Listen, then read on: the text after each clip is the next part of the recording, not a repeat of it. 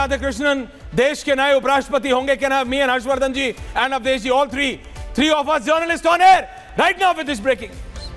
Avdesh ji, Harshvardhan ji, CP Radhakrishnan ने, मैं बता रहा हूं, सीपी राधाकृष्णन को मिली भारी जीत, भारत के अगले उपराष्ट्रपति होंगे। ब्रेकिंग न्यूज आ रही है। अवधेश जी बोलिए। नहीं, ये सीपी राधाकृष्णन की जीत पहले से सुनिश्चित थी। केवल यह देखना होगा कि अंतर कितने का आया है। क्या INDIA का वोट भी इधर आया है? मैं आपको नंबर्स भी बता रहा हूं। इसका अर्थ यह है कि भारतीय जनता पार्टी के नेतृत्व ने इस समय जो अपने में सुधार किया है कि अब अपनी आइडियोलॉजी वाले व्यक्ति को ही शीर्ष पद पर लाना है, उसकी शुरुआत हुई है जी।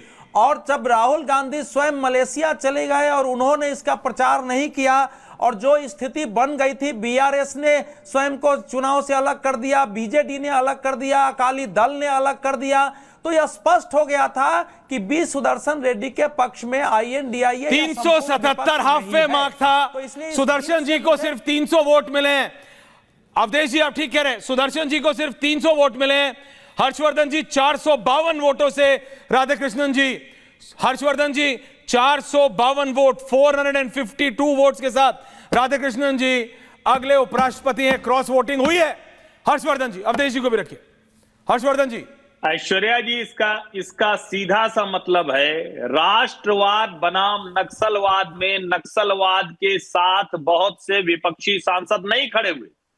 452 वोट मिलने का मतलब है कि लगभग 30 से 40 सांसद, और अगर आप देखें तो जो किसी खेमे में नहीं थे, वो जो विपक्षी गठजोड़ का हिस्सा थे वो, और कौन भला इस देश में जो कम्युनिस्ट आइडियोलॉजी जिसको जनता पसंद नहीं करती, जो नक्सलवाद की समर्थक आइडियोलॉजी जिसको जनता पसंद नहीं करती है, जो राष्ट्र के खिलाफ, देश के खिलाफ युद्ध का ऐलान करती है, they are waging war against state, तो ऐसी आइडियोलॉजी के साथ भला कौन खड़ा होगा? और राहुल गांधी ने ये बार बार कहा था संघी है राधाकृष्णन, तो संघी फिर से उपराष्ट्रपति के पद पर आ गया। और जो कनिमोझी ने कहा था कि ये हिंदुत्व वाला तमिलियन है, ये हमारा तमिलियन नहीं है, अब जो तमिल आइडेंटिटी की ये जो पहचान है, इस पहचान के साथ भारतीय जनता तमिलनाडु में जाएगी। और मुझे लगता है कि देश को इस वक्त इस नतीजे की बहुत जरूरत भी थी, क्योंकि बार बार ही कहा जा रहा है, मेरे ध्यान में नहीं है कि वाइस प्रेसिडेंट के पोल में कभी भी इस तरह से विपक्ष ने कहा हो कि चूंकि वो संघी है इसलिए हमें कम्युनिस्ट आइडियोलॉजी का, नक्सल समर्थक आइडियोलॉजी का एक व्यक्ति लेकर आएंगे। आज तक कभी नहीं हुआ, और मुझे लगता है कि उसका जवाब इस चुनाव में मिला है। बहुत शानदार नतीजे हैं, देश का मानस जो है उसको फिर से स्थापित किया गया। I want tall 3 windows. Avdhesh ji, बहुत ज्यादा क्रॉस वोटिंग की बात हो रही थी। ये कॉन्स्टिट्यूशन क्लब के इलेक्शन को ऐसा बता दिया था कि जैसे देश का राष्ट्रपति का इलेक्शन है, और बता रहा हूं हुआ, मैं बता रहा हूं ना, मतलब हर्षवर्धन जी उसको बिल्कुल कंपेयर किया गया। मैं देख रहा हूं ये सोशल मीडिया पे, इतने आपके पूर्व, मतलब कई आपके सीनियर्स और कई पूर्व पत्रकार है सीनियर्स, उन्होंने बोला देखो जब कॉन्स्टिट्यूशन क्लब जैसे के चुनाव में ऐसा हो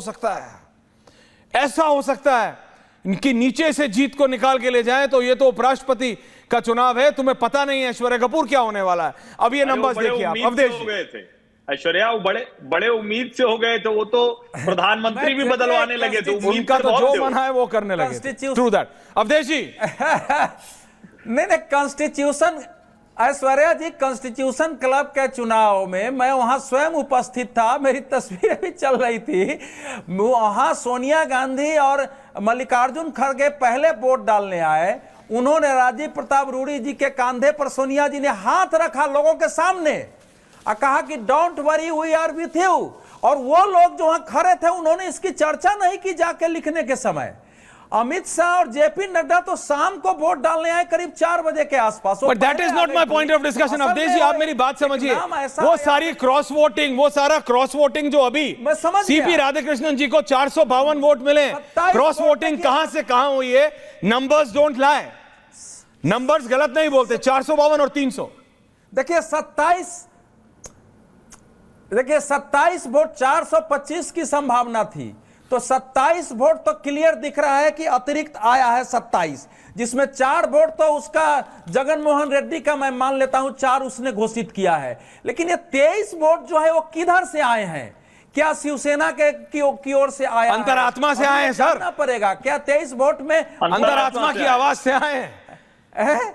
अरे अंतरात्मा की आवाज से आए और कहां से आए? अंतरात्मा की आवाज पर तो सर अंतरात्मा की आवाज पर 1969 में एक बार बीबी गिरी जीते थे, पूरी तख्ता पलट गई थी, लेकिन अंतरात्मा की आवाज इस देश में मिली है क्योंकि ये इसको कांग्रेस पार्टी ने प्रेस कॉन्फ्रेंस में बाजाबता आइडियोलॉजी की लड़ाई घोषित की थी कि हमारी अब लड़ाई इस देश में विचारधारा की लड़ाई है, और उस विचारधारा में केवल सुदर्शन जो है मानवाधिकार के समर्थक नहीं है या देश से जो है जो राष्ट्रद्रोह कानून है उसको समाप्त करो उसके ही नहीं है। जो इस समय राहुल गांधी जी जो ये वोट चोर यात्रा निकाल रहे थे और सारे इशू उठा रहे थे, वो सब इस समय आइडियोलॉजी का पात्र है, पार्ट है, संविधान बचाओ आइडियोलॉजी का पार्ट है।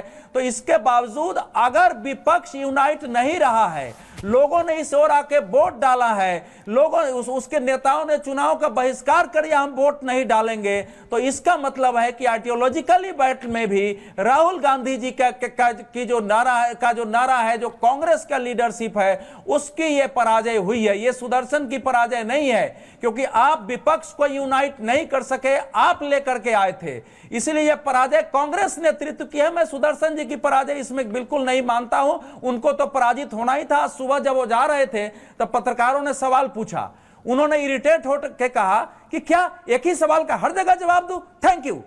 तो आप नहीं, लेकिन Harshvardhan ji, it sends a larger message. Harshvardhan ji ये एक लार्जर मैसेज है। नहीं, अवधेश जी वापस आ रहा हूं, I am coming back two numbers. अभी सिर्फ नंबर्स पे बात कर रहे हैं, फिर तो कल तो हम लोग करेंगे इसका पूरा बिल्कुल खींचतान पूरी इसकी निकाल देंगे, एक एक धागा कर देंगे। लेकिन ये 452 और 300 कितनी क्रॉस वोटिंग हुई है? मैं भी नंबर्स कह रहा था, विपक्ष ने आके बोला है 19 की क्रॉस वोटिंग हुई है। मेरे हिसाब से तो ज्यादा की हुई है क्रॉस वोटिंग।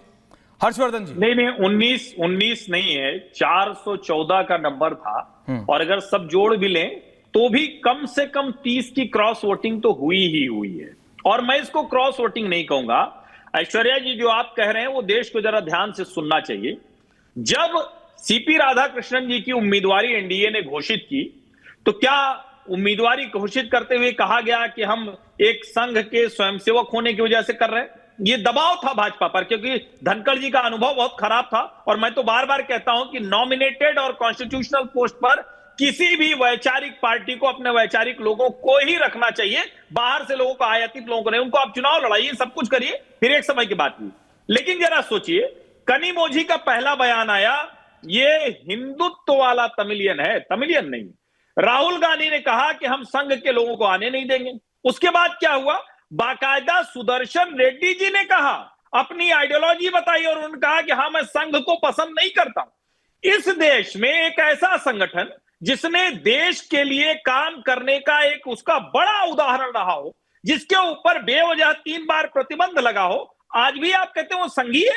अच्छा, इस वक्त अगर संघी नहीं बैठेगा तो क्या आप कांग्रेसी को बिठाएंगे? और कांग्रेस के भीतर एक बड़ा वर्ग है जिसको ये बहुत बुरा लगता है ऐश्वर्या जी कि ये राहुल कांग्रेस कम्युनिस्टों को हर जगह चुनकर ले आती। बताइए क्या जरूरत थी सलवा जुडुम? फिर मैं कह रहा हूं, निर्णय देने में और जज रहे होंगे, लेकिन जब आप उस आधार पर लेकर आते हैं तो ये खतरनाक है। जब आप ऐसे व्यक्ति को लेकर आते हैं जो लालू जी से मिलते हुए कहता है कि हम देश के सोल, देश के संविधान की आत्मा को बचाने जा रहे हैं, राहुल कांग्रेस के भीतर बहुत से असली कांग्रेसी जो हैं वो घुट रहे हैं, उनको मुश्किल हो रही है।